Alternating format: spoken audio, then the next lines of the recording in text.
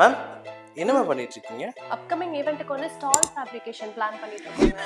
Ma'am stall தான் பண்றோமா இப்போ? Of course yes, stall fabrication ஒரு முக்கியமான பங்கு எல்லா ஈவென்ட்ஸுக்குமே. பிகாஸ் கஸ்டமர்ஸோட டைரக்டா இன்டராக்ட் பண்றதுக்கும் அவங்களோட டேட்டா பேஸ் வாங்குறதுக்கும் உங்களோட புது ப்ராடக்ட்ஸை லான்ச் பண்றதுக்கு டிஸ்ப்ளே பண்றதுக்கு அப்படின்னு ஸ்டால் ஃபேப்ரிகேஷன் ஒரு முக்கியமான பங்கு வகிக்குது. மேம் ஸ்டால்ஸ் எடுத்துட்டோம்னா அதுல எத்தனை டைப் ஆஃப் ஸ்டால்ஸ் இருக்கு மேம்? ஓகே, பேசிக்காவே 3 வெரைட்டிஸ் ஆஃப் ஸ்டால்ஸ் இருக்கு. அதுல ஒன்னு வந்து ஆக்டோனாம் சிம்பிள் ஸ்டால்ஸ், 3 சைடட் இருக்கும், ஒரு சைடு ஓப்பனா இருக்கும். ஸோ இதுல பேசிக்கா டேபிள், சேர், லைட், பிளக் பாயிண்ட் எல்லாமே வந்துடும். இது ஃபர்ஸ்ட் வெரைட்டி. ரெண்டாவது வந்து பிரீமியம் ஸ்டால்ஸ். ஸோ நம்ம பிராண்டோட வேல்யூக்கு ஏற்ற மாதிரி, பட்ஜெட்டுக்கு ஏற்ற மாதிரி, ஸ்பேஸ் அண்ட் நிஷ் அண்ட் என்ன ஈவெண்ட் அப்படிங்கறத பொறுத்து என்டையர் ஸ்டாலை வந்து எண்ட் டு எண்ட் கஸ்டமைஸ் பண்ணி கொடுக்குறோம். இது ரெண்டாவது பிரீமியம் வெரைட்டி. மூணாவது வந்து சிம்பிளான கியாஸ்க். நீங்க நிறைய ஷாப்பிங் மால்ஸ்ல பார்த்துருப்பீங்க.